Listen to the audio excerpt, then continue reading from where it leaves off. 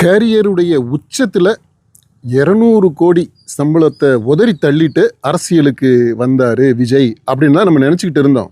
அது 200 கோடி இல்லையா, 300 கோடியா.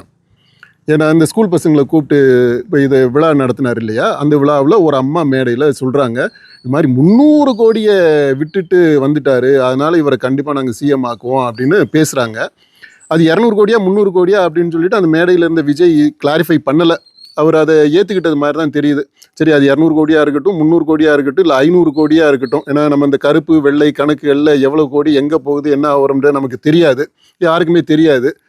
ஆனால் தயவு செய்து இந்த தாவேகா தொண்டர்கள், விஜயோட ரசிகர்கள், விஜயை ஆதரிக்கக்கூடியவங்க திரும்ப திரும்ப இந்த பல்லவியை பாடாதீங்க. அது அப்படியே அவ்வளவு உங்களுக்கே கூச்சமாக இல்லை இதை பற்றி பேசுகிறதுக்கு?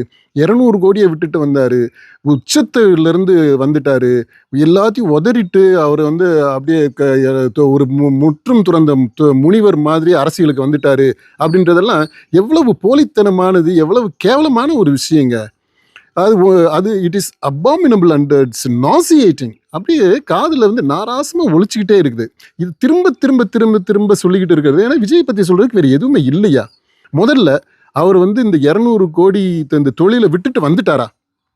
இந்த ஜனநாயகனவே எடுங்குங்க. இப்போ கடைசி படம்னு நீங்கள் நினச்சிக்கிட்டு இருக்கிறீங்க இல்லையா, சொல்லப்படுது இல்லையா, அந்த ஜனநாயகன் இல்லையா, அவர் வாங்கின பணம் 200 கோடின்னு வச்சுக்கோங்க. 200 கோடியா எவ்வளவோ, அந்த பணம் வாங்கினதுக்கான வேலையே இன்னும் கம்ப்ளீட் பண்ணலைங்க. அவருடைய போர்ஷன் முடிஞ்சிருச்சுன்றாங்க. அப்புறம் எப்படியும் பேட்ச் ஒர்க்கு வரும், அதுக்கு போகணும். அதுக்கப்புறம் டப்பிங்க்கு அவர் தான் போகணும். அவருடைய வாய்ஸை வேற ஒருத்தரை வச்சு பண்ண முடியுமா? அப்போ டப்பிங்க்கு போகணும். அப்போ ஜனவரி படம் ரிலீஸ் ஆகுறது வரைக்குமே அவர் இந்த படத்தில் வாங்கின சம்பளத்துக்கு வேலை செஞ்சுக்கிட்டு தான் இருக்கிறாரு. ஜனநாயகன் இப்போ ஜனவரியில் வரணும், அதுக்கு ப்ரொமோஷன் இருக்குது. அந்த ப்ரொமோஷன் ஓகே, அது கூட ஏன்னா போன ஃபெப்ரவரியில் இருந்து, அதாவது 2024 ஃபெப்ரவரியில் இருந்தே அந்த ப்ரொமோஷன் ஒர்க்கு தான் நடந்துக்கிட்டு இருக்குது. அதனால் அந்த ப்ரொமோஷன் இருக்காது. ஆனால் மற்ற வேலைகள் எல்லாமே அவர் செய்ய வேண்டி இருக்கு. வாங்கின 200 கோடி சம்பளத்துக்கு அவர் இன்னும் வேலையை முடிக்கலை. அந்த வேலையை தான் செஞ்சுக்கிட்டு இருக்கிறாரு. அதுதான் அவருடைய பிரதானமான வேலையாக இருக்குது. அதனால் அவர் விட்டுட்டெல்லாம் ஒன்றும் அரசியலுக்கு வரலைங்க. அடுத்து அரசியல் படம் எடுக்கிறாரு இல்லையா, அந்த படத்துக்கு சம்பளம் வருமா, யார் எவர் எப்படி கொடுக்க போகிறாங்க, என்ன வரும் அப்படின்றது நமக்கு தெரியல.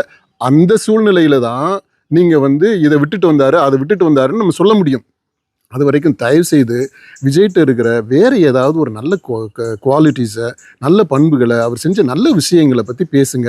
இந்த 200 கோடி 300 கோடின்ற அந்த அரைச்சமாகவே திரும்ப திரும்ப அரைக்காதீங்க.